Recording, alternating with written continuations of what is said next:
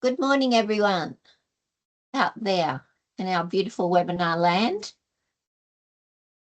We'll get going. Thanks to everyone for joining us. I think we've got about 44 people registered this morning, and I thank you all, and we're all set for a wonderful webinar. So let me just start by saying Gurumba Bigi and welcome I'm sitting in Yugurapul country, beautiful Yugurapul country on the edge of the scenic rim near Warwick and Southern Downs.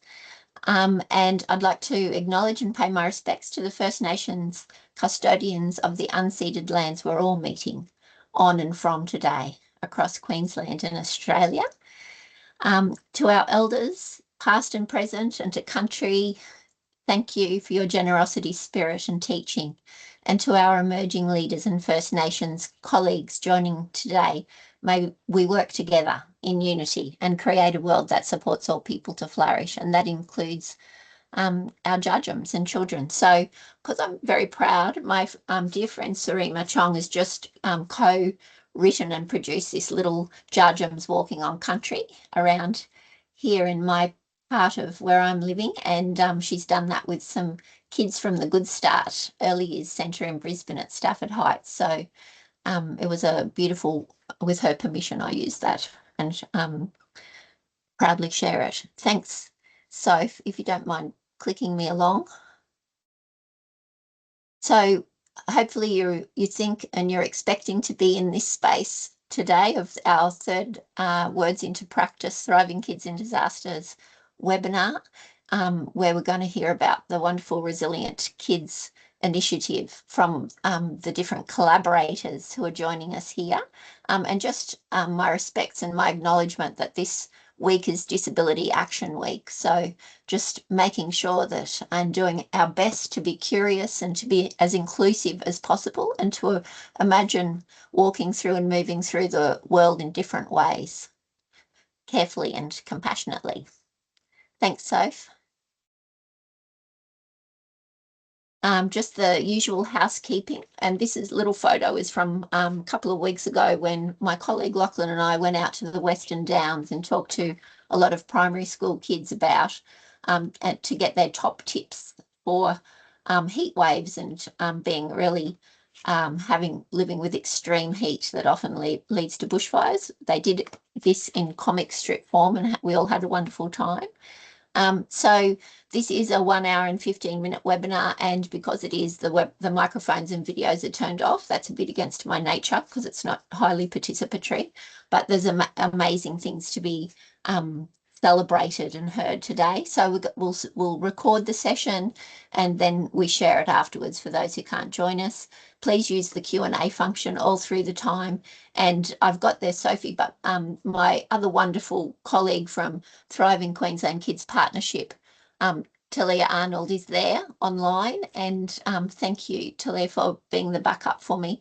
If there's anything that I'm missing or you need some tech support, please just get in contact with Talia. So thank you. Next slide.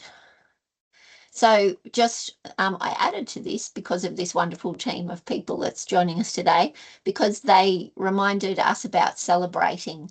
That's one of the reasons that we're hosting these webinars, to really be able to share and celebrate what people are doing. We really want to make kids visible of all ages, all abilities, all backgrounds in the disaster management and resilience space, and give specific and nuanced attention to them, and speaks particularly to how ways of supporting their well-being and their resilience in these settings. Thanks, Soph. Just a nod to, this is the kind of framework that we've looked at through this Thriving Kids in Disasters project since the beginning, which many of you are familiar with as the National Aboriginal and Torres Strait Islander Social and Emotional Wellbeing Framework, and there's a specific national framework for children and young people's wellbeing that ARACI and Thriving Queensland Kids were instrumental in developing. So thank you. And here we are, handover time. Sophie's already really doing my job for me anyway. So these wonderful collaborators, we're going to do our best because it's multimedia. And Sophie is from Healthy North Coast, and many of you will know her. And she looks over. She's the big picture woman who brings collaborators together and does a lot of that program management. She'll talk to us about that today and the design. And Kat is not here in person, Fermanis, but she from the Family Centre, but she's pre-recorded. And so this is what we're doing about being able to get her pre-recorded session to share it with you. But thanks to her and recognising that she's done that. Shoshanna's there, and Shoshanna Oks manages, she's a program manager for two, I think I've got this right, two of the Resilient Kids program streams run by, is that right, Shoshi? By Stream Social 2. Futures, Stream 2. That's right. And I knew I probably wouldn't get it right. Jen is with us also, and she's the head of operations at Human Nature, which is one of the other delivery partners involved. And Jody Wilcox is the program manager of the Aboriginal Resilient Kids program at Lives Lived Well, and everyone's coming from beautiful different parts of Bundjalung country, I think. So I'm grateful, and let's hear from you. Thank you so much. Awesome. Thank you so much, Anita. Thanks for your wonderful introduction. So as it says on the box, we're here to talk to you about the Resilient Kids program. As Anita mentioned, my name is Sophie Boyle, so I'm from Healthy North Coast, and I'll be standing up here alongside Kat, albeit virtually for Kat, Shoshi, Jen and Jody, to really share the story and the journey that we've been taking on for the Resilient Kids program. So very excited to be here. As Anita said, we've just celebrated the 1-year anniversary of the Resilient Kids program, Stream 1 and 2. So we're really excited to have the opportunity to be here today. So I would like to acknowledge, as Anita mentioned, that I'm joining you from the beautiful lands of the Widjabul-Waibu people. At Healthy North Coast, we work across a wide variety of traditional lands. So we're really grateful to be able to be here and walk alongside these wonderful providers that we've been working with. I really want to extend my deepest respects for the elders past, present and those on their journey, for the lands from where you are all coming from, and for any Aboriginal and Torres Strait Islander people joining us today. I think one thing that I really think is that when we talk about resilience, there is nothing more greater example than our First Nations, First Peoples of this beautiful country that we live on. So I feel really privileged to be up here today to share with you all and stand up beside some really strong community supporters and advocates. So the Resilient Kids program, I'm not sure how many people of you would have heard about it. I'm sure you've heard about it in some respects because you've come to this webinar. But it is a program, has a prevention focus, and it promotes the mental health and social and emotional well-being of school-aged children. So for us, that's aged 8 to 18, who were impacted by the 2022 flooding events in the Northern Rivers region. So to develop and deliver this program, we partnered with schools, communities, mental health professionals to deliver these mental health and wellbeing supports for children within their Northern. So we're going to really talk and take you through this journey around how we got here. I'll be speaking to the program development, and then I'll be passing over to our wonderful program delivery areas to share how the program is actually being delivered in the community. So a quick little touch base. I just am not sure how many people might know who Healthy North Coast are and why I'm standing up here or standing virtually in all of your screens. So we are an independent not-for-profit organisation that we look at really improving the health of our North Coast communities. So we are based in the North Coast region of New South Wales, so just below the border of Queensland. Our northern region goes as top as Tweed, so right along that border and all the way down to Port Macquarie. When I'm talking about the Northern Rivers region, I'm looking at that darker green area at the top of that map there that goes from the Tweed out to Kyogle and down to the Clarence.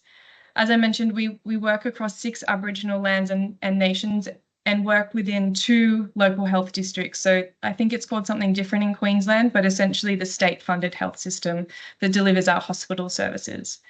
So we deliver the North Coast Primary Health Network alongside 31 other PHNs, and we really focus on identifying local needs of sourcing and funding local services to address healthcare gaps. So we call this commissioning, and you'll probably hear me talk about commissioning a lot of the time, but essentially it's funding, a funding process. We support and build our primary care workforce and capacity. We support the integration of services, and we also support people to be able to access healthcare resources and also educate themselves around self-care. So what I feel is really useful, and I'm sure many of you have probably seen it. I'm not sure how many people are from New South Wales or even the Northern Rivers, but I just really wanted to focus on why we receive this funding and what we have done with it, just to kind of indicate the devastating impact and the far reach of the impact on our communities. So you can see up there that we really had, nearly 11,000 homes sustain damage in the floods in 2022 in the Northern Rivers. And of that, almost 11,000, just over 4,000 have been declared uninhabitable. In Lismore alone, 4,000 people were evacuated. This doesn't include any of those outerlying regions. We did have 3,500 Aboriginal people living on Bundjalung country severely impacted. So that's a consideration that we've had through designing and delivering this program. And there's also been over 7,000 people who have accessed formal emergency accommodation. It's also really worth noting that as of September this year, which is pretty much almost 3 years on from the 2022 floods, approximately or just over 830 people still remain in emergency and temporary accommodation sites. This is what we call pod villages, if anyone has heard those terms thrown around. But with this number doesn't really represent those who have been further displaced, are experiencing homelessness or experiencing flood-related insecurity. So we have some idea of the ongoing impacts outside of the social and emotional and community impacts, but just something to kind of note, and that sits as like an undercurrent to everything that we're talking about here, that the recovery journey is still ongoing. So with all this context in mind, and with the way in which Healthy North Coast operates, we received a $10 million grant from the National Emergency Management Agency to design, deliver and evaluate the Resilient Kids program. What's really great with that is that we had a pretty clean blank slate for the design of this program. So essentially what we could really do is listen to the needs of what our community wanted and needed and be able to design and deliver a program that reflected that. In doing this, we also really acknowledged that with the pathway to the program design, acknowledging that, and I'm sure many of you have experienced this if you've worked in the disaster recovery space, that with something so catastrophic that happened in 2022, we did see a large influx of funding coming into the region around that time. And what we wanted to make sure with this program is that we were really intentional and made sure that we were meeting the needs of children and young people and keeping their voice at the centre of this design and delivery. So some of you probably would have heard our amazing response to the Resilience Survey. So the Resilience Survey is a national survey that is delivered across a broad spectrum of young people and others. What we saw with that 6,611 students who responded was the largest response that has ever been recorded in a post-disaster space to the Resilience Survey. So I think it really indicated that young people had a voice, they had an opinion, and they wanted to be able to share that. And we used the data that we received from this, and I'll go through a little bit of the data in a couple of slides. But we wanted to understand that baseline, where young people were at. We did this survey around October to December 2022, so a little bit on from the floods, but just to make sure that we could test and see what young people wanted and needed. We then also really wanted to make sure that we understood what services were available and where are the potential gaps through a service mapping. We then did a really comprehensive evidence review where we looked at interventions that promote mental health and wellbeing in youth post-disasters to make sure that what we were deciding and what we were delivering was based in best practice.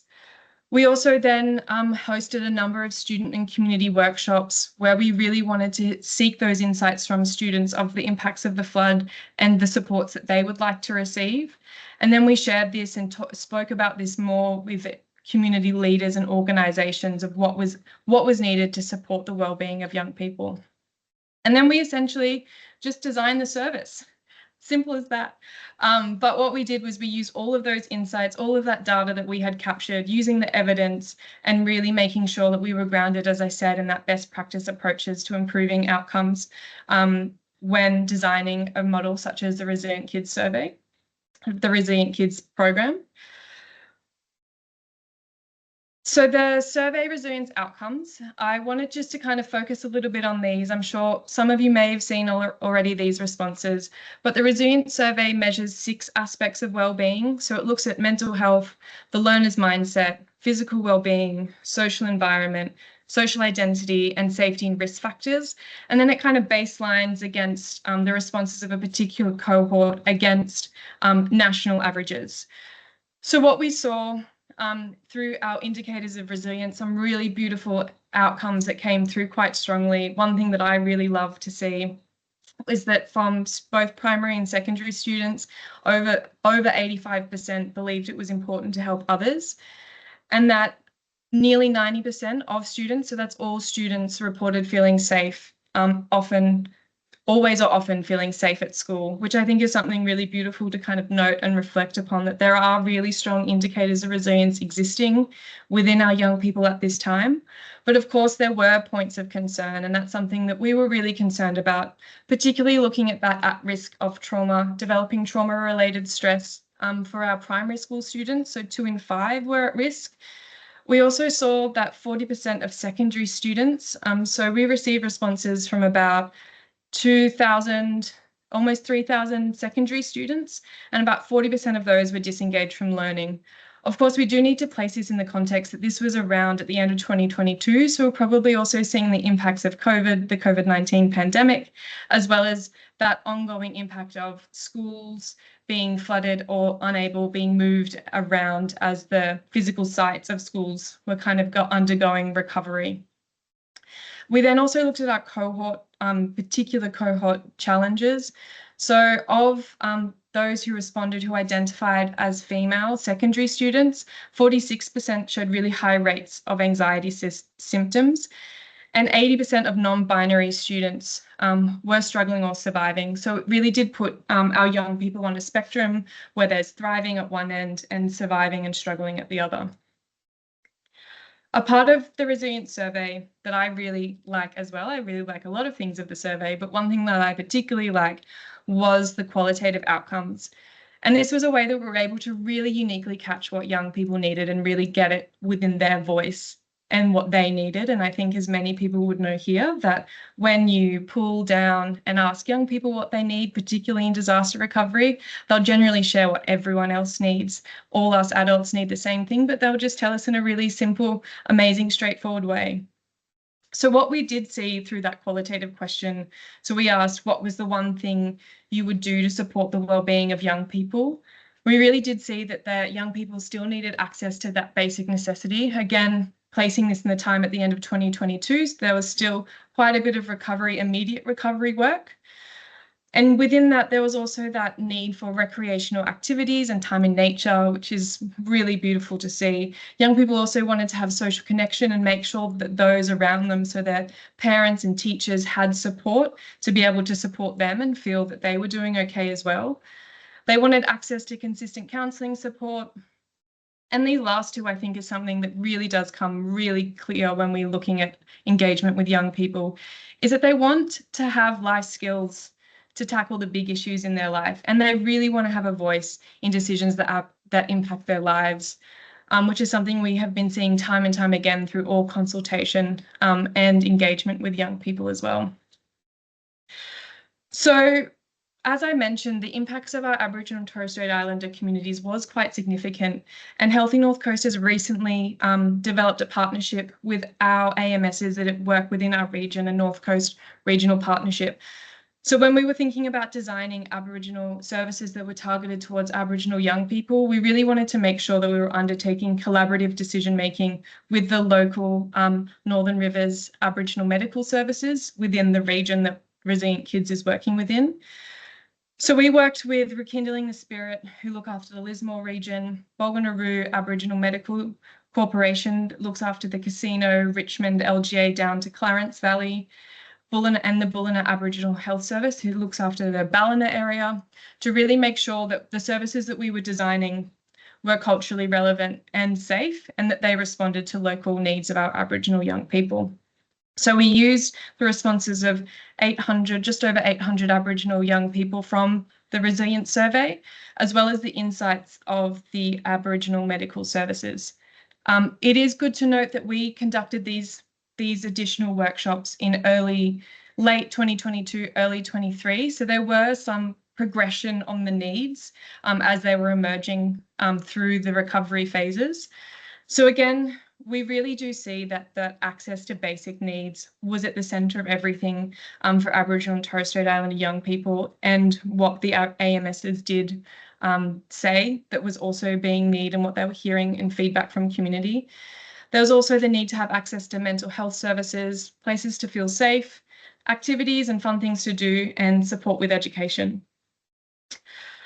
So we took all of this information and we looked at the key elements of the service model that we really wanted to make sure were embedded and embodied within the design of the Resilient Kids program. I think key, and something that we're really proud of and that I feel like we're achieving quite well, is making sure that the services are place-based and that they do reflect the needs of children and young people, their parents, carers and kin. That's something that we're really strongly, and you'll see through our service delivery, something we're really focusing upon. The services need to be accessible and inclusive. There has to be a holistic approach to health, social and emotional wellbeing and resilience building. There needs to be the level of person-centred, making sure that the service is designed and delivered around the people that are accessing it, and that definitely making sure that it is culturally safe and that our Aboriginal and Torres Strait Islander people accessing the services view it as a safe space and also know that they can provide feedback on how to make it safer if needed.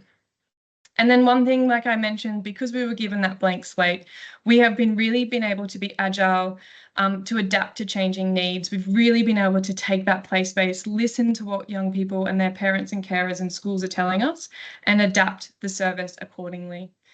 And alongside having that agility, we are also undertaking an independent evaluation. So we really do have that commitment to continuous improvement and making sure that what we're seeing and hearing is being adapted straight back into the program itself. I promise I'm almost done. You're almost ready to hear the fun things now that we're almost through all the technical aspects of the service model. So as I've kind of flagged, we have a multi-stream approach to the Resilient Kids service model.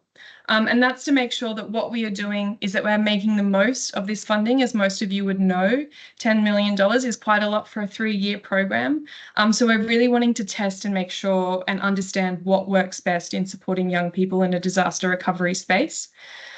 So stream 1 and 2, we were able to go out to market for those 2 services around mid-2023, and we were able to award the contract to Social Futures in partnership with Human Nature Therapy and the Family Centre, which is a really amazing approach to be able to really draw upon the existing wisdom and knowledge and skills and expertise within our region. So Stream 1 focuses on education and skill building in schools, and that's being delivered by the Family Centre. So you hear a bit more about from Kat when you see the virtual video. Hopefully it works well for us.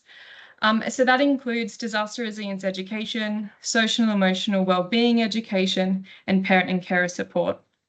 Stream 2, which is the community resilience building, is being delivered by Social Futures, and Human Nature Therapy are a specialist support within that service. So you will see around, we have a hub and then the spoke. I'm sure many of you, if you've engaged with Healthy North Coast before, know that we have started to use and have been using a hub and spoke model of care throughout our delivery of services. As the evidence really suggests, it's very useful and beneficial for those regional rural areas, as we have 6 wellbeing hubs around the Northern Rivers, and there's outreach and access to services for those smaller communities that don't often have these type of services or access to these type of services locally. So there's a wide variety of services that are available that Shoshi will go through in a lot more detail.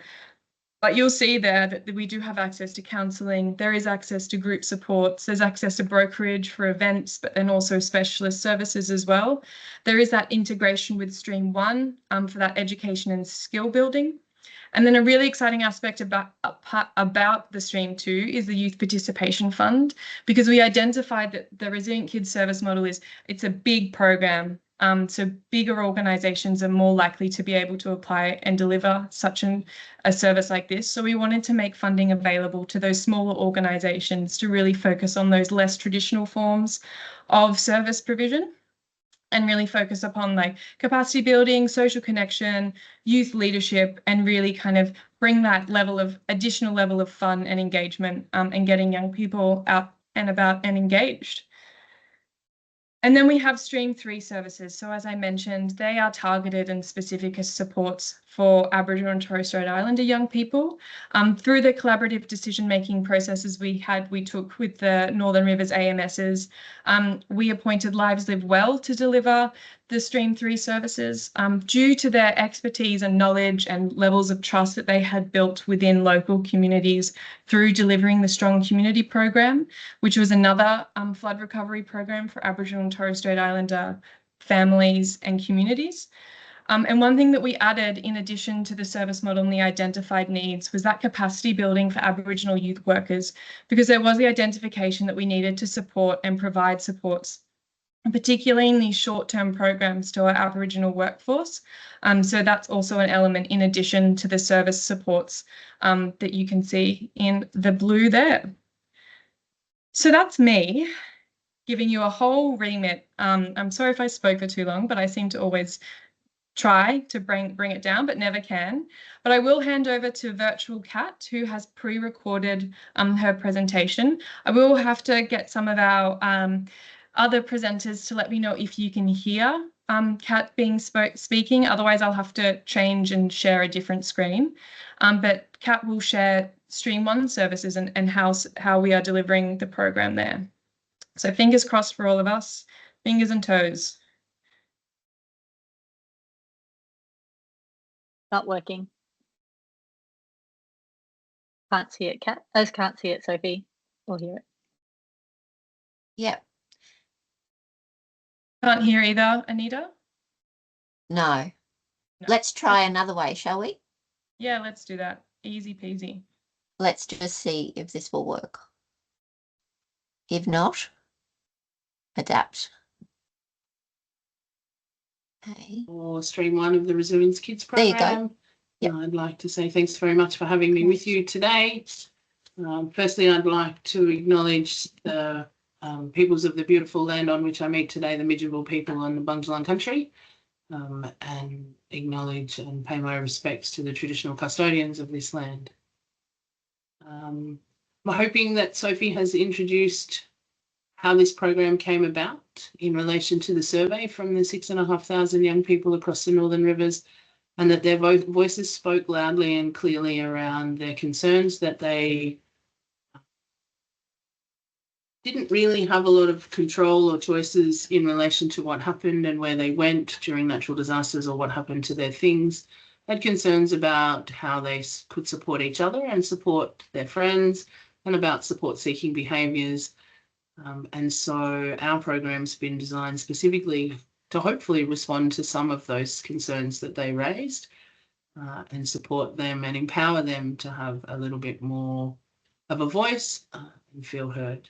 Something that we share with all of the schools that we go to in relation to that this program is very much a direct result of the voices of those 6,500 young people. What I thought was best is just to let you know a little bit about how we got into the schools.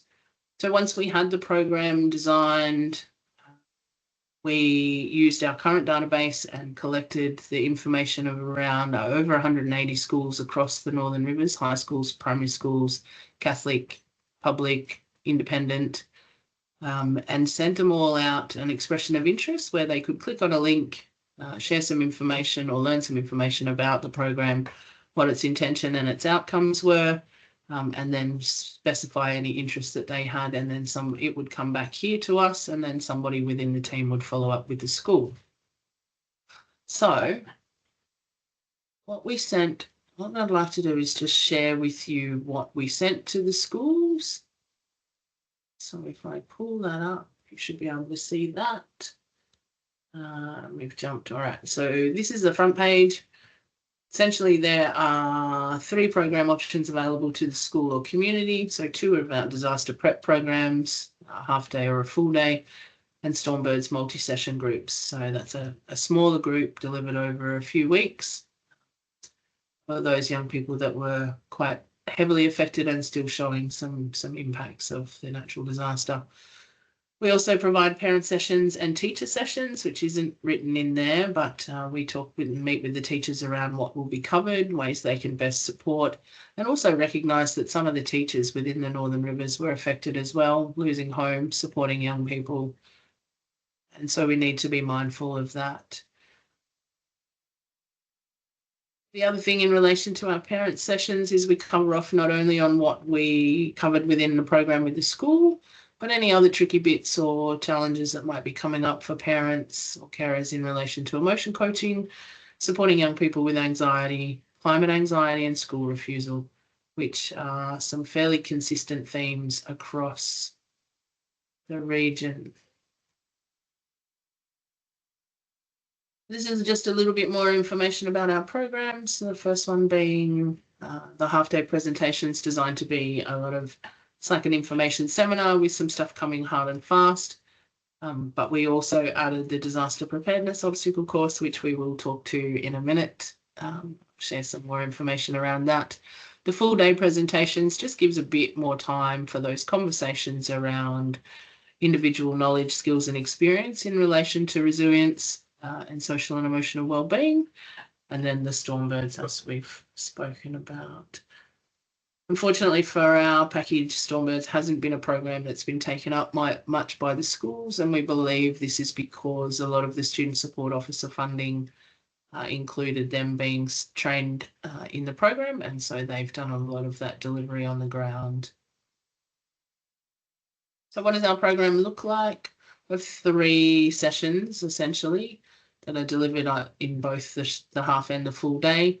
We start usually with the resilience session because our young people are freshest early in the morning. This session requires a little bit of focus, so we talk about the 7 factors in young people's lives that contribute to their resilience. If you're interested in more info about that program, jump onto the Resilience Centre or the Resilience Donut page itself and have a look. But it uses a strength-based model to identify young people to combine 3 of their strongest factors into what we call a donut moment, with the theory being, and the evidence to support it, that when we do more of the things that we love or enjoy, it naturally fills our cup, and it also supports us to be more resilient. We don't focus at all on those factors that are low in scores, with the theory being that by doing more of the things that make you feel good, it will leak into those areas as and when required. We also then talk about social and emotional well-being, particularly with our young people, supporting them to have those conversations about mental health nice and early, and that there's no stigma attached to it. So we talk about where they are on a continuum, how our social, emotional and our physical well-being interplay, and that if one is being affected, it can then challenge the others. So we talk about how you can go up and down the continuum. We talk about ways to look after yourselves, fill our cups, some self-care strategies, support-seeking behaviours, so that the young people are able to identify early if there are things going on and they can't manage it on their own, who in their school, who in their home and who in their community can they go to for support. And we have some activities that they get to take away and keep with them so they can reflect on that later. And then we end the day with our disaster preparedness obstacle course. It's probably the most fun part of the day for the young people. We learn through play. It doesn't matter how old you are. I know lots of adults that have enjoyed it too. So we have Tent City, which is where you put up and put down a tent and must get it back inside the bag the way it arrived. Water filtration station, where you are provided with some dirty water and some resources to build a filter. Grab and go bag relay, which is where we have a number of items laid out on the ground for young people to choose from. And in teams, they're given a limited amount of time to choose those. And they range from things such as PlayStations, Xboxes, hair straighteners, eyelash curlers, to first aid kits, long life food, a life straw, batteries, torches. And through that, we then have those critical thinking conversations around, if you had more time to think, would you choose something differently? What would impact on that? And encourage those young people to see the link between how, pardon me, being prepared for something, whether it's change or a natural disaster, really does give us the capacity to be more resilient and bounce back from that challenge, tricky bit, hard bit. And so we kind of tie that in throughout the sessions, throughout the day. Pardon me. So there's some images from our program. You can see the go bag resources there, just on the floor. And you can see the water filtration station here, and an example of the resilience donut in the top right. One of the disaster or disaster preparedness, a lot of the schools were very quick to go, oh, everything's settled down, we don't want to risk re-traumatizing our kids, we don't want to pick at the wounds, everyone stopped talking about it, we don't want to talk about it anymore. And when we were able to convince them that there was real great benefit in building the skills and the education and the knowledge that those gorgeous young people already had, and also reminding them that they did have the skills and strengths because they have survived other things without a process where they were given opportunities to kind of tell their own individual stories, because that's where the risk of trauma comes in. We found that schools were more open to engaging. So here's some feedback from one of the Catholic schools in the south of Lismore, very heavily affected. The school itself was affected, the students and their personal homes were affected, and the community, as we know, was very heavily affected. And Tanya was very open in the beginning about her resistance for the program, but at the end was able to share some great feedback in relation to the way the program's designed, the activities that are provided, and the sessions. So it was nice to know. Being able to share that sort of feedback with other schools definitely supported us to engage with more as well. Some feedback from the students. So despite the fact that lots of the schools were saying young people don't want to talk about it, they actually did in terms of wanting to know the skills. They like the disaster prepared activities. They like learning about climate change and how the things they can do can reduce the impacts of that and hopefully reduce the risks of other natural disasters. They like learning about ways to look after themselves and how to react, which I thought was quite key. Pardon me. Okay, so this is just a bit of a blurb on how we would send it out to the schools. We were super grateful to this program because we have the opportunity to be really quite flexible and creative. So if the timing of the sessions didn't work with the layout that we had, then we could flip it for the schools. We could deliver it simultaneously, so 2 groups being delivered simultaneously in the same school with 2 different teams. We do multiple year levels at once, depending on the size of the school. So some of those smaller schools where you had year 3, 4, 5, and 6, we could do all of those together. We like often, though, to split the ages and stages because the language you use in relation to wellbeing changes slightly, particularly with our high schools. So even though there's only a year or 2 between them, there's a very big gap between our year 7s and 8s and our 9s and 10s. So we split them into different groups. And more recently, we've been working with the high schools to deliver 1 session from our program in 1 school period of their curriculum, of their timetabling, and then coming back the following week to reduce the amount of time that the students were away. And then the final thing that we have here was the information around Stream 2, but Shoshi's going to talk to that, so I won't spend too much time in there.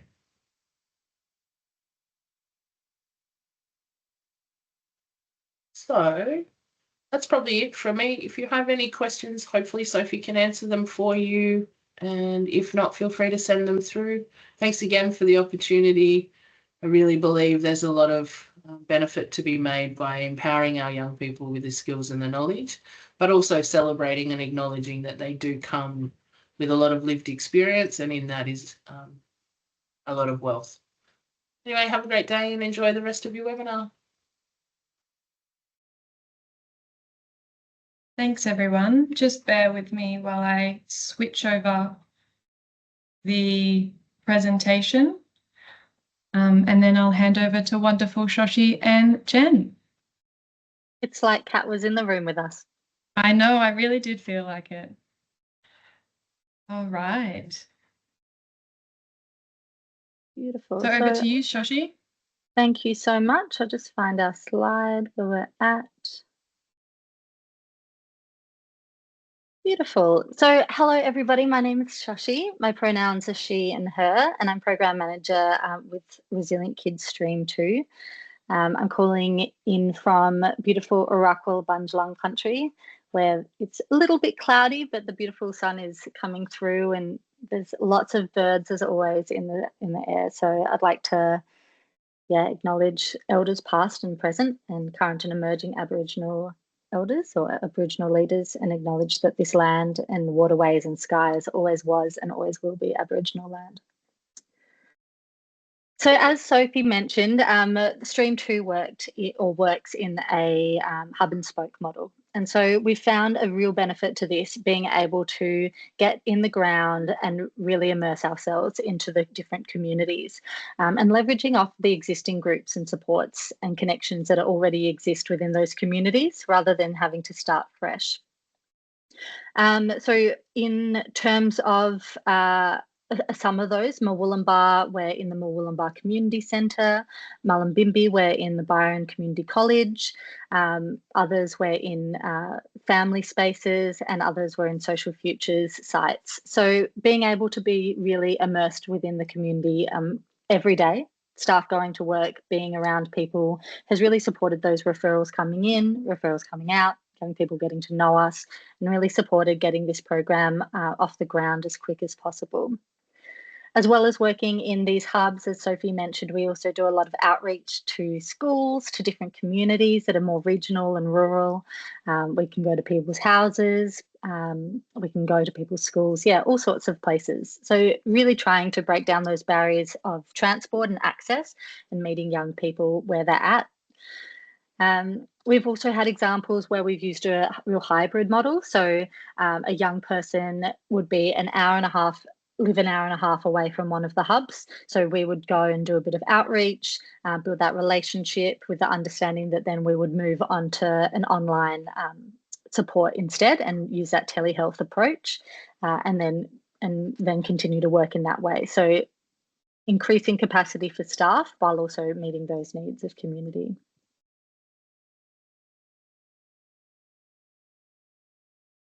As Sophie mentioned as well, the types of supports that we provide in a nutshell: we've got one-on-one sessions, we've got group support, and we've got community events and health promotion activities. Over the last year, we've had 568 young people engaged in those one-on-one and small group activities. So that's including counselling, therapeutic groups, social and emotional wellbeing groups, and then 2,030 young people participating in brokerage-funded events, so those community events and health promotion activities. So we've been able to really cast our net wide and provide some beautiful support around the Northern Rivers. Stream 2 works in a stepped care model, and so we're able to support children and young people from level 1 all the way up to level 4, and then do that referral piece for that young people with acute and specialist needs in mental health.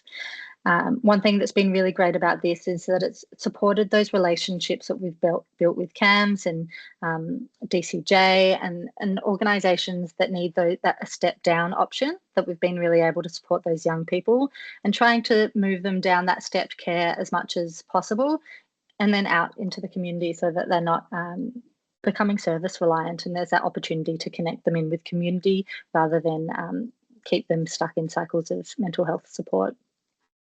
Our program workers work with the brief interventions, so up to 6 sessions with young people. and they use the Origin Youth Mental Health Brief Intervention Toolkit, which is a great evidence-based support resource. And that it's really encouraged that people use that flexibly. So taking the information from that toolkit and really applying it to what the young people need. Obviously, it's going to be very different from an 8-year-old versus an 18-year-old, and etc. So really making sure that the program and the supports are tailored specifically to each young person. And then the counsellors can work with young people up to 9 months in that more higher end, moderate and high intensity mental illnesses. I've got, here we are. So I spoke about the social and emotional wellbeing programs and the therapeutic groups and the parenting groups as well. So the benefit of having such a beautiful large program is that we're able to tailor the program to meet the community. The programs in Murwillumbah look completely different to in Ballina, completely different to out in Casino. And that's very intentional because they're co-designed, and we're continuing to seek input from young people about what activities they want, what they need, how we can support them, and tailoring them so that there's maximum engagement from young people. So here's a few of them that we've provided over the last year, but they continue to grow and develop as time goes on.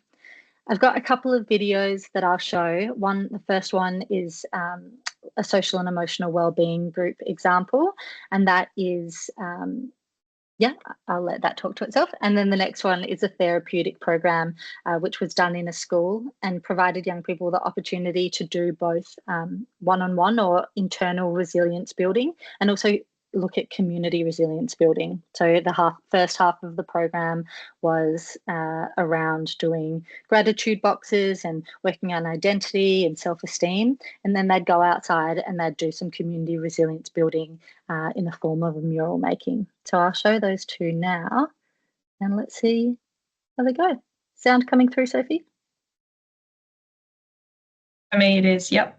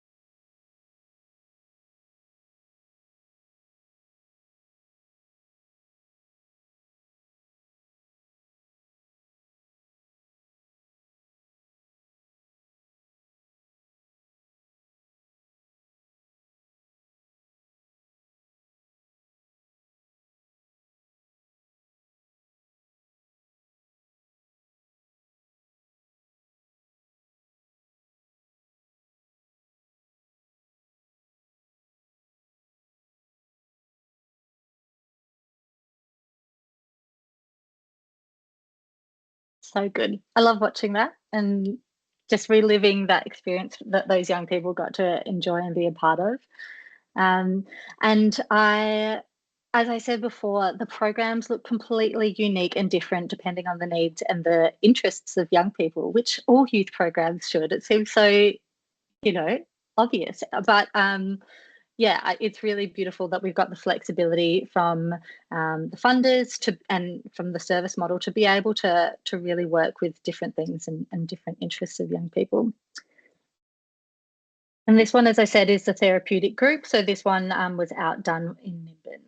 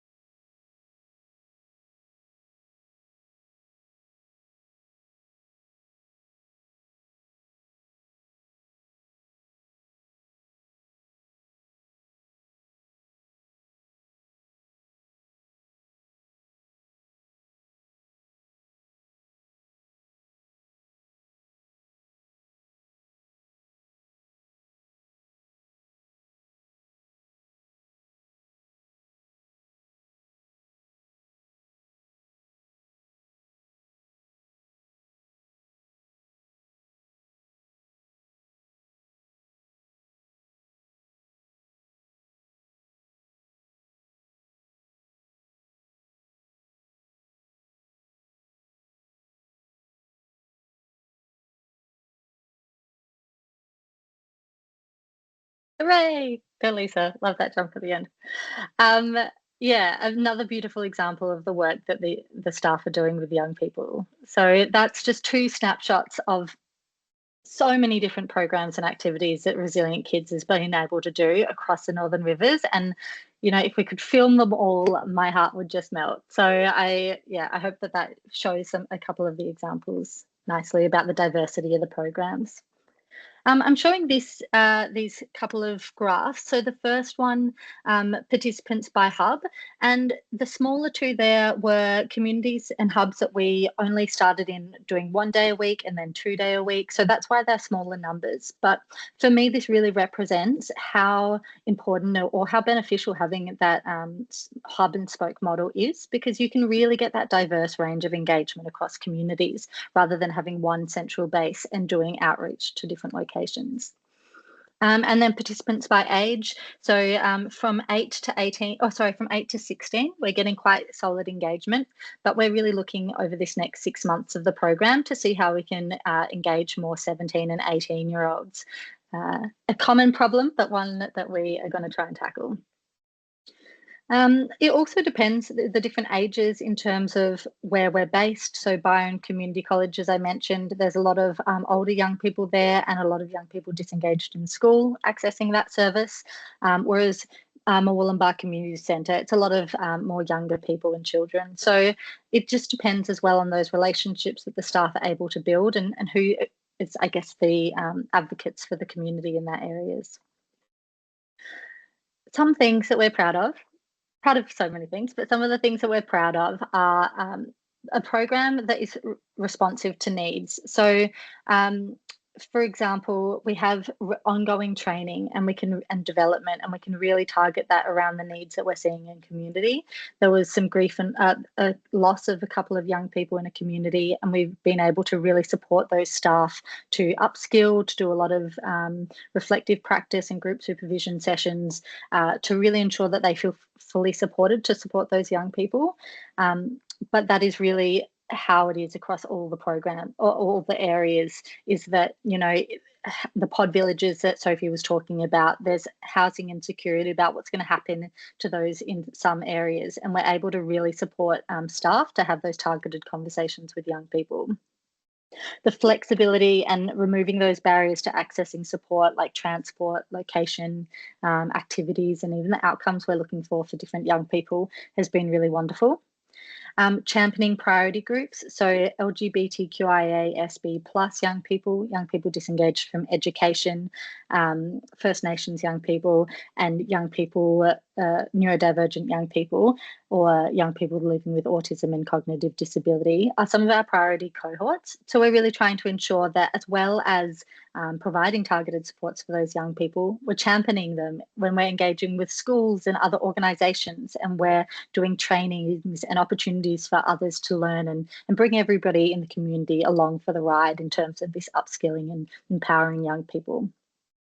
And the no wrong door approach. So I spoke before about that stepped model of care.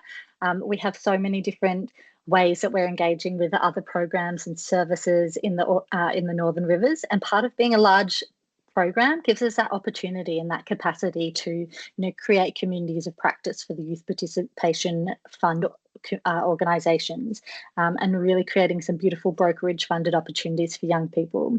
And one thing that I'm going to pass on to wonderful Jen Parkes is also to have consultants at like Human Nature Adventure Therapy who we can call on and refer young people, and have a targeted referral pathway for young people who need that extra support. So I'll pass on to Jen to share a bit about Human Nature and what Human Nature are doing with resilient kids, young people. Thanks so much, Shoshi. So yes, hi everyone, my name's Jen Parke, I'm the Head of Operations. Human Nature is, we're a youth mental health charity based in Ballina on the far north coast, and we work across 5 local government areas.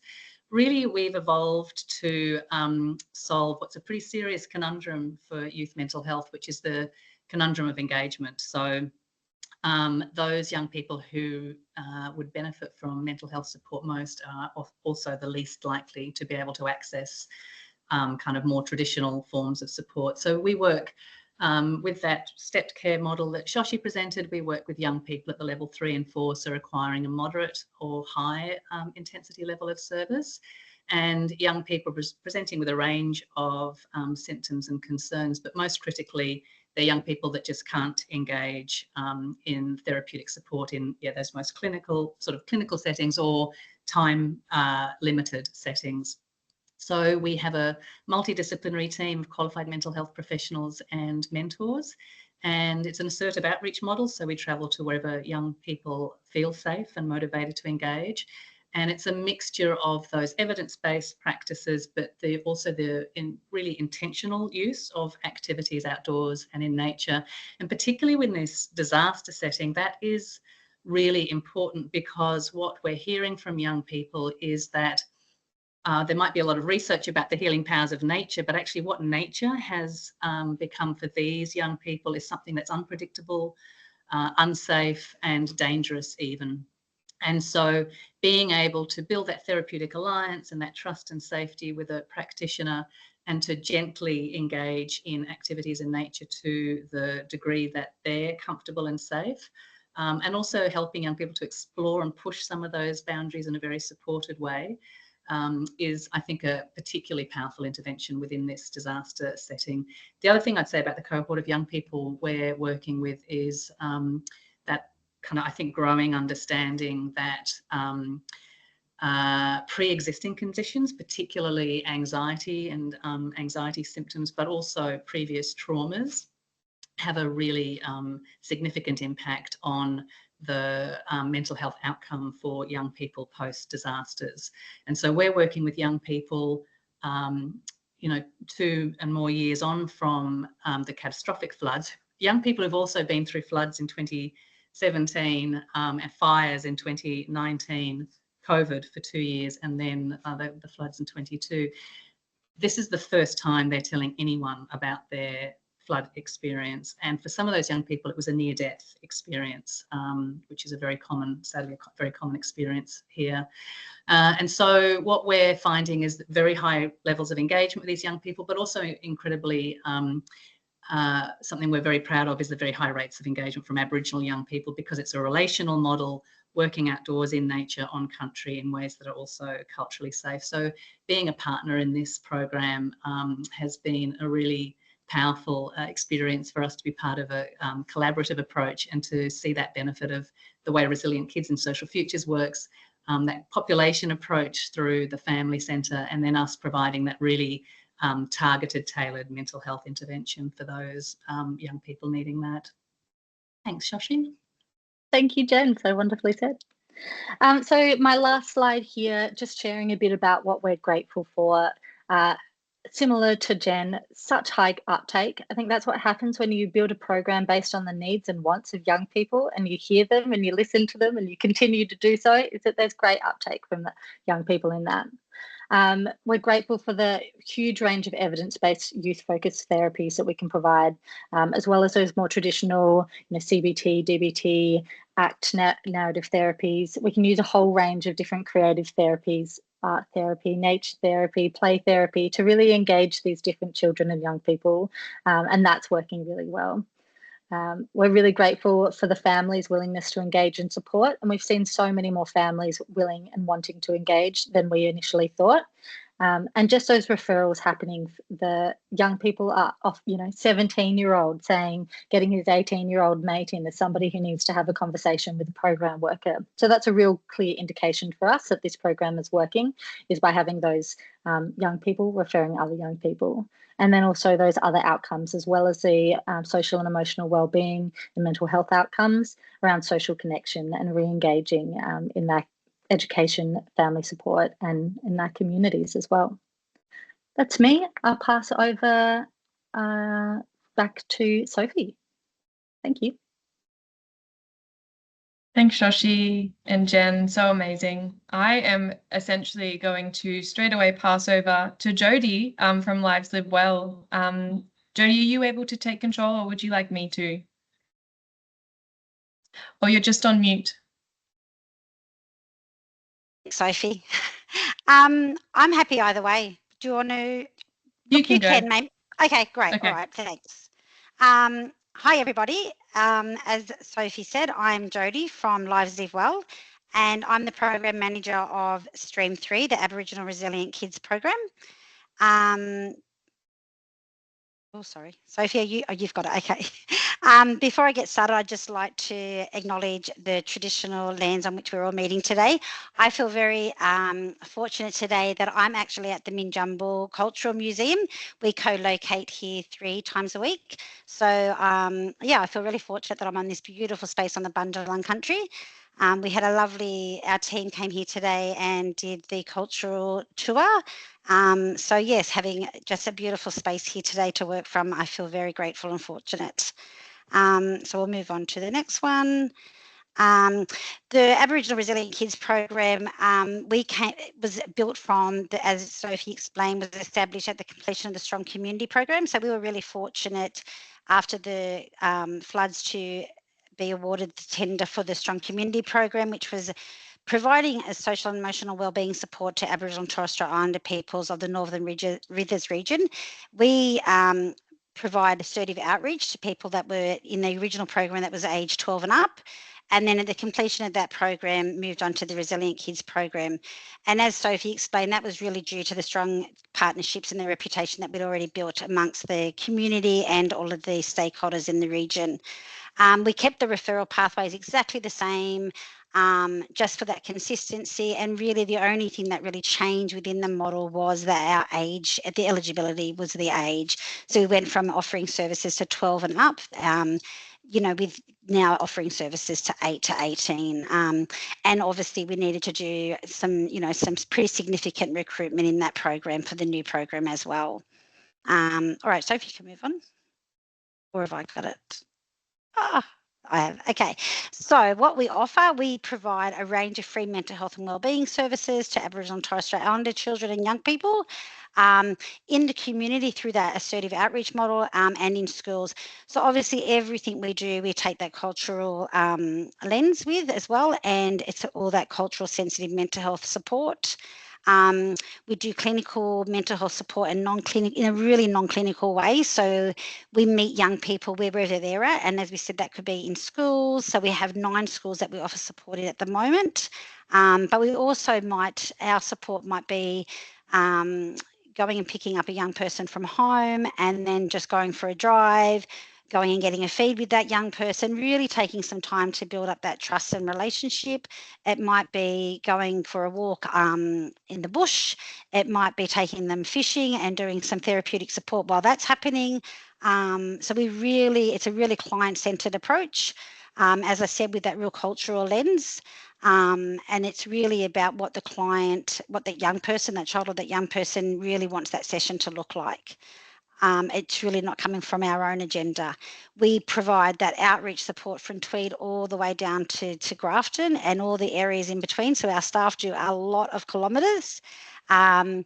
We haven't probably found that telehealth or anything works so well. So our staff, may go out to Benalbo or Tabulum, which are, quite significant distances from our main office space in Lismore. But we will do that to see one client, just because that does reduce a lot of the barriers. And as I say, it really does help build that trust and that rapport. We run regular activities such as barbecues, so maybe weekly and fortnightly barbecues in areas where we know there might be some disengaged youth.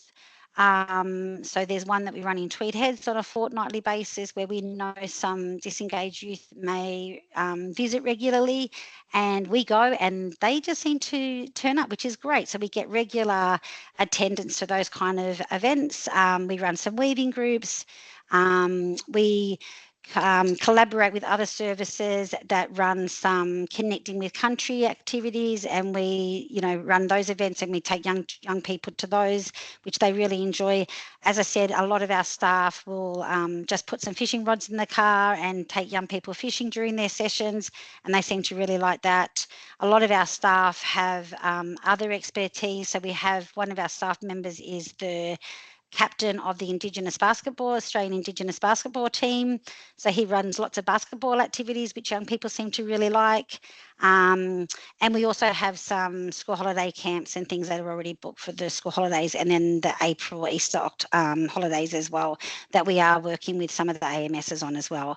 Our team, and this is probably one of the reasons that we have such great engagement with young people as well. Our team has 5 identified youth wellbeing workers, which and 6 youth wellbeing clinicians, and 4 of those identify as well. And all of our clinicians have really strong connections to the Northern Rivers region. So either we're raised, born and bred in that area, or still live in the region.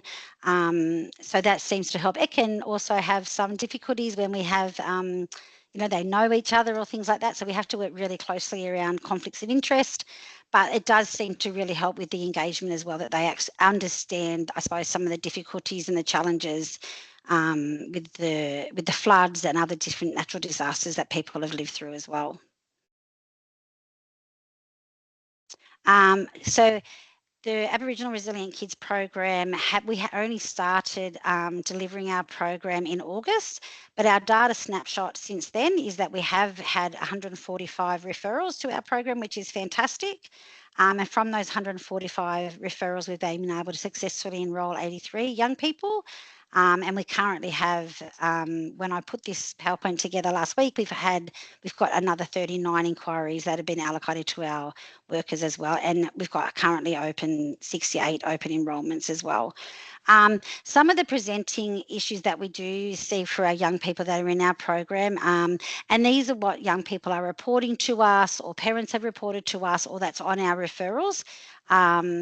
As you can see, it's a bit of a mixed bag around some anxiety and depression symptoms, and ADHD. We also see and as I say, reported 5 young people that do have some substance use concerns as well. And some of the outcome measures that we use do screen for suicide as well. So we've had 7 young people that have screened for suicide, and 4 family and domestic violence. We do have quite a lot of our referrals come through youth justice, or through one of our through the police. So we do get a lot of young people that do have some kind of legal situations as well. And because we are an Aboriginal and Torres Strait Islander program, all of our clients either do identify as Aboriginal and Torres Strait Islander, or both. and just some of our work in action. I know this is a lot on this slide, so sorry about that, and the writing's quite small. So as Sophie and Yoshi explained as well, we do provide a lot of brokerage, and I suppose some of the brokerage that we provide is a little bit different, and it's just, I suppose, based on the need of the clients that we see in our program. So we do see that, you know, a lot of our clients do often need some brokerage for just general wellbeing things as well. But we do provide brokerage for our children and young people to participate in some of their chosen activities outside of the activities that we provide. So we pay for sports registrations and memberships. We recently provided brokerage for a young person to purchase football boots so that he could participate in a football tournament that he otherwise wouldn't have been able to participate in if we didn't provide those football boots. Mum was like really skeptical and didn't think that that was something that we would actually do. And when we, you know, provided those football boots, she was really quite, really chuffed and, you know, quite emotional that that was something that we were able to do and came through with, and sent us a lovely photo of this young person at the event in his uniform and his boots, really proud that he was actually able to play. So that was a really nice story. As I said, you know, we do provide brokerage sometimes for, you know, hygiene products and school uniforms and some food and things like that as well. We also recently sponsored a team of really like disengaged young people from one of our Korakai pod villages for them to go off and play in a touch football competition. And it was really lovely to see that we worked really closely with the community members, that we paid for the membership of the team to play, and the community members all rallied together to be able to organise transport and accommodation and things like that. So it was really lovely to see that it had that flow-on effect, that we could pay for this part and work really closely to say and problem solve around how else everyone else could raise the funds to get the team there. One of the big things that we've been a piece of work that we did recently is that distance education in a lot of our rural areas and some of our areas has lost its funding recently, which has had a really detrimental effect on some of our Aboriginal and Torres Strait Islander people. And so we've been working really closely with the Department of Education and seeing what supports that we can offer in that space. Recently, we've been able to support one of our young people that's in Year 10, who also receives dialysis 3 times a week, so doesn't attend mainstream schooling. And he was really heavily relying on distance education to be able to finish Year 10. Distance education that he attended was pulled. He had 3 modules to complete his Year 10 certificate. He was told he needed to go back to mainstream school, which really wasn't an option for him.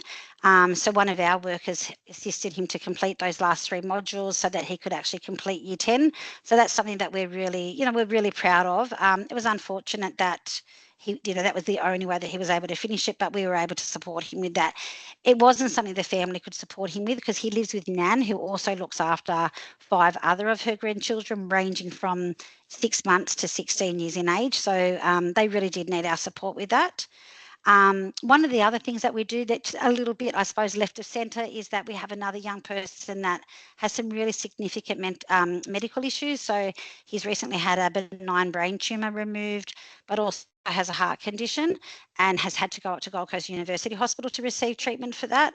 So, and he's from Casino, so we've been able to provide the family with a lot of support around that. And often that's just been, that listening ear, some social and emotional wellbeing, but also some transport support and linking them in with the right supports at the Gold Coast University Hospital.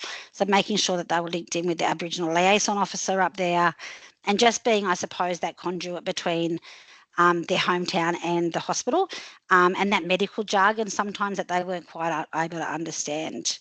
As I said before, we provide one-on-one and group activities to 9 schools across the Northern Rivers region. And for many of those young people, as Kat spoke to and Shoshi spoke to and Jen spoke to, those young people have been displaced due to the floods. We've seen that a lot of young people that attend the schools up here in the Tweed region have been displaced because of the floods and have now moved away from their original place where they were living, where they were residing due to the floods. So it's been a real struggle for them to settle in and be away from their mob and their families and stuff. So that's a lot of work that we've been doing in that space. We attend another main referral source for the youth action meetings in Lismore, and we've just started to attend those meetings in Yams, and are working really closely with the police around getting that set up in Tweed as well. We're often placed on the bail applications to support young people when they are seeking bail, and are part of the youth conferencing meetings that young people attend our sessions for four sessions. But what we're seeing is that once they attend those 4 sessions, part of the youth conferencing, they want to sort of stay engaged with us. We do Fit for Life. So that's kind of a lot of the work that we do in action. There's probably a lot more, but I can see that we're sort of starting to run out of time, so I don't want to take up any more. We also co-locate from Headspace, but have found that the outreach model for our particular program actually does work best. And then I just provided a kind of one case study, I suppose, just to show probably some of the complexities that we also work in. I'm not going to read through it all. I'll kind of let you guys have a bit of a look at that yourself. But it does just show, I suppose, some of the complexities that we do see. We get a lot of referrals from our child and mental health team at Lismore Hospital. We are probably one of the referral sources for them as well. Once they're finished working with them, they then kind of refer on to us. So we do have mental health social workers in our team and stuff that do work in some of those schema models and things like that to try and work with clients that present with some of these really significant complexities with eating disorders and things like that as well. So that's us.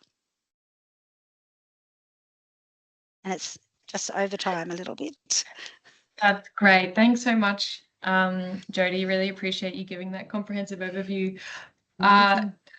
Anita, I know we are at time, so I probably won't go into the evaluation, but up to you if you would like me to. Otherwise, we can just send a summary, maybe in the updates, but up to you.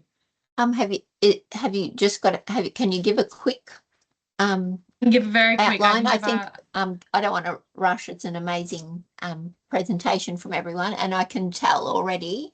I just posted some of the key messages that I could hear consistently, but I'm sure this is the first of many presentations by this team, this wonderful team, if you're all interested in it, because there's so much richness. You don't want it to be rushed. So yep. Thanks, back to you, Anita. I appreciate that. Thanks, everyone. It's wonderful. Yeah, I suppose just very quickly, I just wanted to briefly share that we are alongside the delivery of the Resilient Kids program. We're also delivering an evaluation. So we have brought on an independent evaluation party, Beacon Strategies, who is undertaking quite a comprehensive evaluation for us, really making sure that we take the most out of this amazing opportunity that we've been presented to really, we don't know of any other programs such as this in Australia.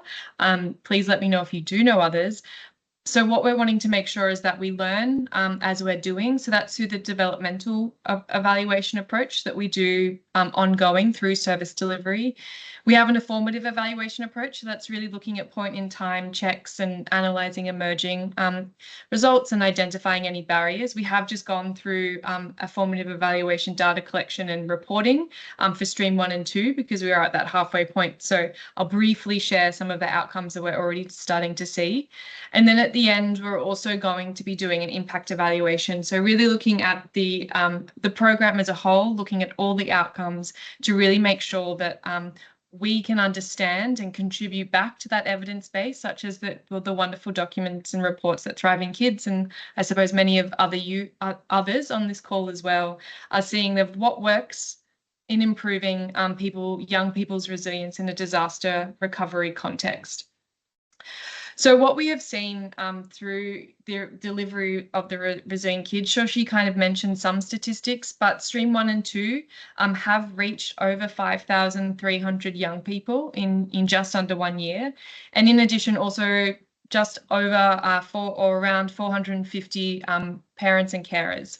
As Jody mentioned, Stream 3 has only just started, so we've only just started to see an uptake, but you can see with some of the stats that Jody shared, already significant for service delivery since August, which is a huge achievement and a testament to that transition from the Stronger Community program as well.